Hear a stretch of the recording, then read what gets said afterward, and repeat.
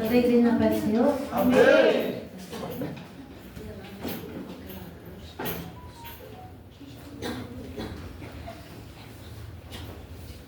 Aleluia. Vamos abrir em Jonas 1. Glória a Deus. Aleluia. Forte, em nome de Jesus. A convocação de Jonas e a fuga e o seu castigo. E veio a palavra do Senhor a Jonas, filho de Amitai, dizendo: Levanta-te e vai à grande cidade de Nínive, e clama contra ela, porque sua malícia subiu até a mim.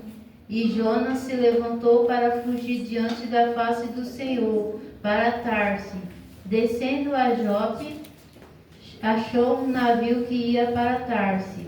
Pagou, pois a sua passagem o desceu para dentro dele, para ir com ele para Tarse, diante da face do Senhor. Mas o Senhor mandou o mar, um bravo mar e uma tempestade, e o navio estava se quebrando.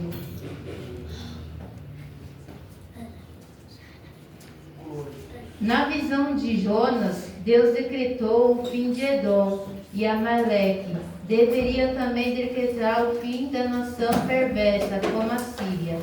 Como está escrito em Jeremias 18, 7 e 8, no momento em que eu falar contra uma nação e contra um reino, para arrancar e para derribar e para destruir, se tal nação contra a qual falar se converter da sua maldade, também eu me arrependerei do mal que lhe pensava de fazer. Aleluia. Essa história quer dizer que Deus estava com grande ira contra a terra de Nínive. E Deus deu uma oportunidade para que aquele povo se arrependesse dos seus pecados. E viu graças em Jonas. Deus deu o recado para Jonas, mas ele não quis obedecer o chamado e a missão que Deus lhe enviou. E fugiu. Não adianta a gente pegar atalho, não adianta a gente fugir, porque se Deus tem um propósito na nossa vida, Ele vai nos achar É verdade, Deus. até no fundo do poço. Aleluia. Então, não adianta correr, de qualquer jeito você vai vir. Oh, isso parece. Aí está escrito em Isaías 43:13: Ainda antes que houvesse dia, eu sou, e ninguém há que possa escapar das minhas mãos. Meu Deus. Operando eu, quem impedirá? Quando Deus quer fazer, não adianta o homem falar, não adianta ciclano levantar, não adianta fofoca, calúnia, contenda. Se Deus falou, está falado. Meu Deus. Aleluia, Jesus. Então aquele povo era um pessoal muito arrogante, né? Cruel e sanguinário, uma nação muito atribulada, mas era de Deus apagão. Eles não acreditavam muito em Deus e eles viviam em guerra. Era uma terra que nem o Afeganistão. A guerra era todo dia, dia e noite, separado. Aí então Deus tinha decretado que ia destruir aquele povo, mas só se eles deixassem o mau caminho deles e se arrependessem de todo o coração.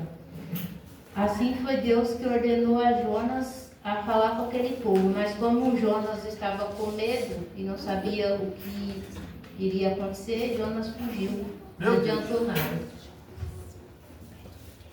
Glória a Deus.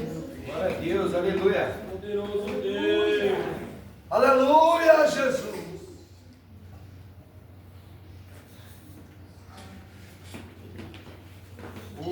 Assim, Jonas pegou o atalho. Jonas foi para bem longe, foi para um navio e chegando lá ele se escondeu bem lá no fundo, foi dormir e fingiu que não estava acontecendo nada. Aí lá veio os marinheiros. Aí os marinheiros falaram assim: oxi, está acontecendo uma tempestade muito grande e esse negócio aí não é normal não, deve ser algo sobrenatural. Aí chamou Jonas para ir orar.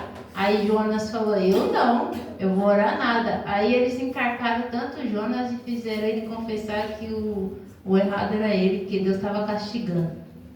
Aí os marinheiros começaram a jogar as bagagens, jogar um monte de coisa para ver se parava a tempestade, mas não adiantava nada, cada vez ficava pior. Aí o Jonas confessou e eles lançaram Jonas no mar. Aí Jonas foi para a boca do peixe. É que nem diz aqui, ó. Os marinheiros acharam fora do normal grandes ventos agitados. E aconteceu que respondeu: foi por causa da desobediência. Foi eu que desobedeci a Deus. Em Jonas 1:4-17. Deus envia um peixe e engole Jonas 3 dias e 3 noites.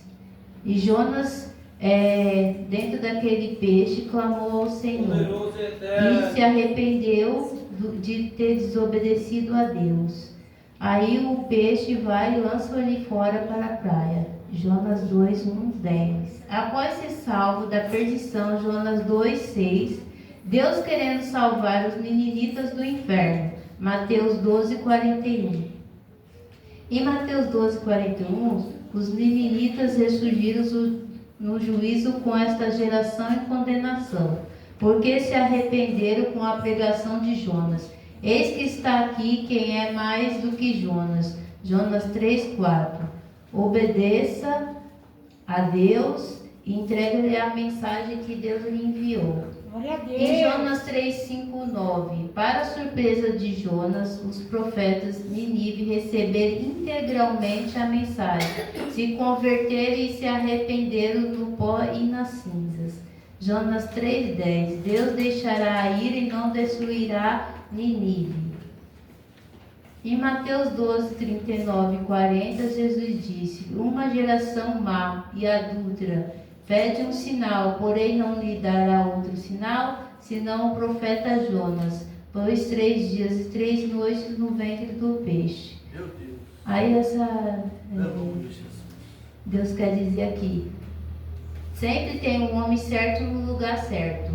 Por quê? Porque em Atos 11:22-26, Barnabé foi um homem certo para fortalecer o trabalho do Senhor na cidade de Etiópia, na Síria. Em Tito 1:5, Tito foi o homem certo para organizar as igrejas do Senhor na ilha de Creta e na Grécia. Em 1 Timóteo 1:3, Timóteo era um homem certo para instruir e doutrinar a igreja em Efésio. Então, se Deus escolheu, é porque Deus sabe que você é capaz. Olha aí. Se Deus mandou você fazer tal coisa no lugar, é porque Ele tem certeza que é para fazer e pronto, e acabou. Glória a Deus. Deus tem a mensagem certa no lugar certo. Deus é o pregador certo para cada ocasião. Deus chamou Jonas, pois Deus não vê o homem como o homem vê, mas Deus vê o homem por dentro e Deus conhece até o fundo e o profundo dos escondidos no coração. Pois aquele povo precisava ser convertido. E Jonas ficou 40 dias em Nínive até ser concluído a obra. Em Jonas 3:4. Glória a Deus. Glória a Deus, aleluia. Meu Deus. Em Sanfonias, o profeta nobre comprometimento divinal. É assim que Deus faz, um profeta. Em Sanfonias, exerceu o ministério por volta do 7º século a.C. O seu nome significa o Senhor me escondeu, ou Jeová esconde, no tataraneto do 3º rei de Ezequias. A maioria dos profetas era origem humilde, embora Deus tinha o levantado profeta de linhagem familiar como Samuel, Eliseu, Isaías, Jeremias, Ezequiel, Daniel e Sanfonias. Assim como Deus quis nos escolher, tem um chamado assim, o Deus o fez. Logo após Israel ter sido levado ao cativeiro assírio, o profeta alertou a Judá, nos dias piedosos a rei Josias. Sanfonias descreve poucos sobre os grandes terríveis dias do Senhor. O grande dia do Senhor está perto, se apressa-te, amargamente clamará ali o homem poderoso. Em Sanfonias 1:7-18. E em Sanfonias 3, capítulo 3, versículo 9-20, O profeta revela compaixão, misericórdia divinal, revoga a sentença a Jerusalém. Pois diz nesta palavra: canta alegremente, ó filha de Sião, regozija-se, ó Israel, regozija-se. Exulta de todo o coração, filha de Jerusalém. O Senhor afastou os seus juízos e exterminou os teus inimigos. O Senhor é o Rei de Israel e está muito contigo. Tu não verás mais o mal algum. Em Sinfonias 3, 14 e 15. Essa palavra em Sinfonias tem uma ligação com a história de Jonas, porque diz dos profetas que foram chamados para fazer a vontade de Deus. E aqueles que tentaram pegar atalho não deram certo, não. Meu Deus. Sofreram mais e perderam o tempo deles em vez de Glória a fazer a Deus. vontade do Aleluia. Pai. Na Bíblia, Naum 3, capítulo 3, versículo 2 ao 3. Ah, ó estalos do chicote, o barulho das rodas, o galope dos cavalos, e ao sacudir dos carros de guerra, cavaleiros atacando, espadas reluzentes e lanças cintilantes, muitos morros, montanhas de cadáver, corpos sem conta, gente tropeçando um por cima deles. A palavra quer dizer que a terra de Nínive era uma terra que praticamente era mais cadáver do que harmonia, não tinha muito conversa, era dente por dente, olho por olho, e não tinha muita conversa não, era violência sobre violência, e Deus já não estava se agradando disso. O propósito de Deus na vida do pessoal do mundo é salvar eles para que eles não percam a alma e para mostrar para eles que existe um caminho bom. E Deus não aceita a injustiça, mas também não aceita a crueldade. Deus quer transformar o ser humano em uma nova criatura para que não tenha muitas guerras e diferença.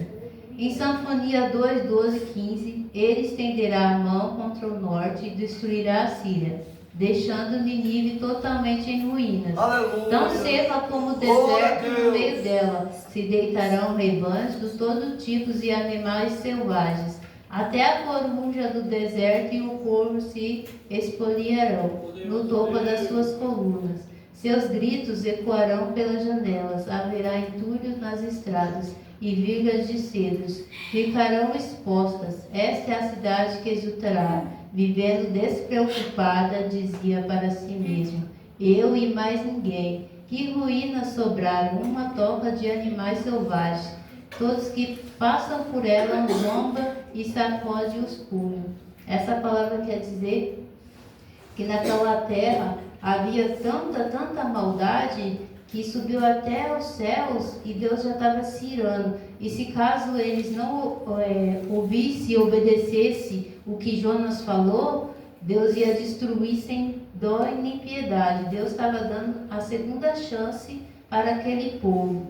E Deus sempre dá chances, mas é o ser humano que tem que abrir a porta do coração e deixar Deus fazer. Porque Deus não é que nem o inimigo, chega e faz bagunça. Deus não, Deus pergunta e Deus dá oportunidade. Meu Deus.